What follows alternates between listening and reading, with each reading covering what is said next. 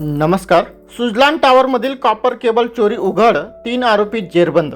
सुजलान टॉवरमधील copper cable चोरी प्रकरणी नंदुरबार तालुका police Thane यांनी धडक कारवाई करत तिघांना अटक केली. या कारवाईत 8,15,325 रुपयाचा मुद्देमाल जप्त करण्यात आला असून त्यात 467 किलो कॉपर केबल, 2 चारचाकी वाहने, 3 मोबाईल व रोख रक्कम जप्त करण्यात आली आहे. प्रभारी अधिकारी दिनेश भदाने यांना मिळालेल्या गोपनीय माहितीनुसार शनी मांडर ते काळमदेव मंदिर रोड परिसरात चोरीचा माल व्यवहारासाठी आणला जाणार होता.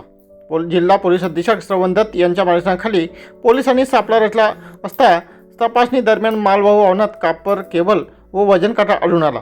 शकील लतीफ खाटिक, युनुस शाह फकीर व मेहबूब लुकमान पिंजारी सर्व राहणार दोंडाच्या जिल्हा धुळे यांना अटक करण्यात आली. टाटा वाहन चालकाने पोलिसांवर वाहन घालण्याचा व मिरची स्प्रे वापरण्याचा प्रयत्न केला, मात्र पोलिसांनी शिताफीने त्याला पकडले. तिघांविरुद्ध गुन्हा रजिस्टर नंबर 97/2026 भारतीय न्यायसेती कलमान्वये गुन्हा दाखल करण्यात आला असून पुढील तपास सुरू आहे.